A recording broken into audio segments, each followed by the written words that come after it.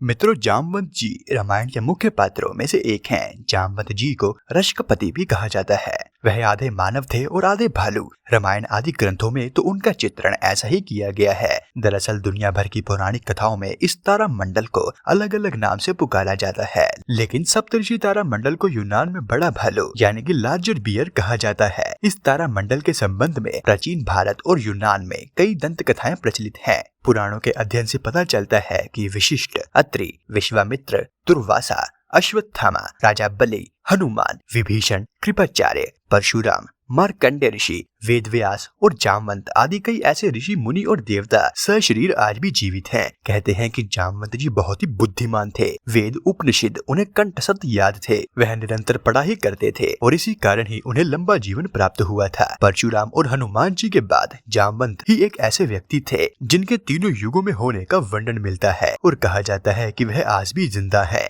लेकिन परशुराम और हनुमान से भी लंबी उम्र है जामवंत जी की, क्योंकि उनका जन्म सतयुग में राजा बलि के काल में हुआ था। तो जामवंत जी के इस रहस्य को जानने के लिए इस वीडियो को अंत तक जरूर देखें। नमस्कार मित्रों, आपका ज्ञानविला यूट्यूब चैनल में स्वागत है।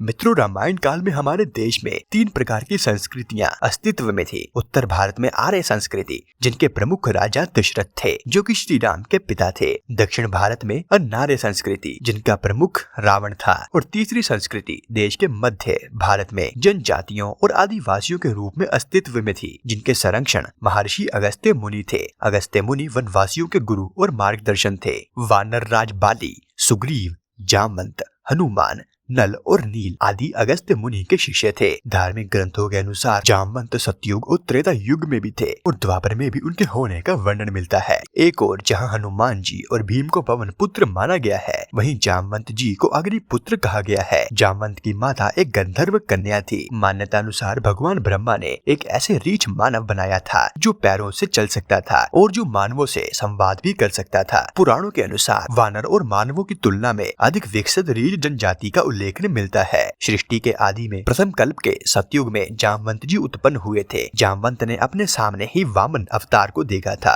वह राजा बलि के काल में भी थे। राजा बलि से 3 पग धरती मांगकर भगवान वामन ने बलि को चिरंजीवी होने का वरदान देकर पाताल लोक का राजा बना दिया था। वामन अवतार के समय जामवंत जी अपनी युवा अवस्था में थे। जामवंत को चिरंजीवियों में शामिल किया गया है, जो कलयुग के अंत तक रहेंगे। राम युग यानी त्रेता युग में जामवंत जी बूढ़े हो चले थे। राम के काल में उन्होंने भगवान राम की सहायता भी की थी। कहते हैं कि जामवंत जी समुद्र को लांघने में सक्षम थे, लेकिन त्रेता युग में वह बूढ़े हो चले थे। इसीलिए उन्होंने हनुमान जी से इसके लिए विनती की कि आप ही समुद्र लांघिए। वाल्मीकि रामायण के युद्ध कांड में जामवंत का नाम विशेष उल्लेखनीय है। जब हनुमान जी अपनी शक्तियों को भूल जाते हैं तो जामवंत जी ही उनको यह याद दिलाते हैं। माना जाता है कि जामवंत जी का आकार प्रकार कुंभकर्ण से तनिक सा ही छोटा था। जामवंत को परम ज्ञानी और अनुभवी माना जाता है। उन्होंने ही हनुमान जी को हिमालय में प्राप्त होने वाली 4 दुर्लभ औषधियों का वर्णन किया था, जिसमें से एक संजीवनी थी।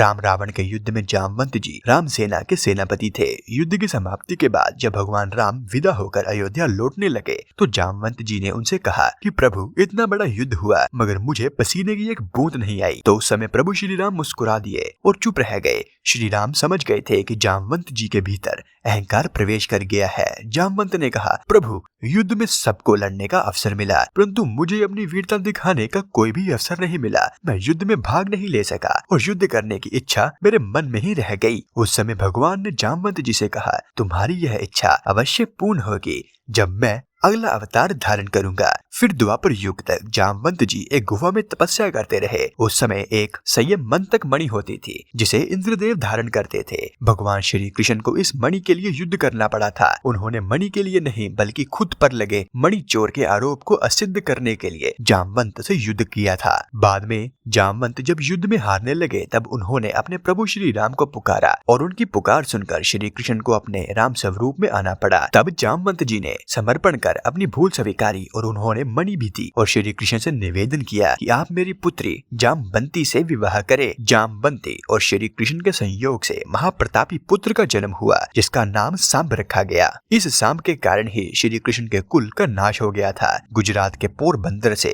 17 किलोमीटर दूर राजकोट पोरबंदर मार्ग पर एक गुफा पाई गई है, जिसे जामवंती की गुफा कहा जाता है। माना जाता है कि यह वही स्थान है जहां भगवान श्री कृष्ण और जामवंती के बीच में युद्ध हुआ था। तो मित्रों, यह था आज का हमारा वीडियो। अगर आप इस चैनल पर नए हैं तो मैं आपको बता दूं, हमारे चैनल पर आपको महाभारत, भगवद गीता, गरुड़ पुराण और धार्मिक कथाएं वीडियो माध्यम से देखने को मिलेंगी। अगर आप इन सब वीडियोस को देखने में रुचि रखते हैं तो चैनल को सब्सक्राइब जरूर करें और मैं मिलूंगा आपको अगले ऐसे ही किसी और वीडियो में। तब तक के लिए जय श्री कृष्णा।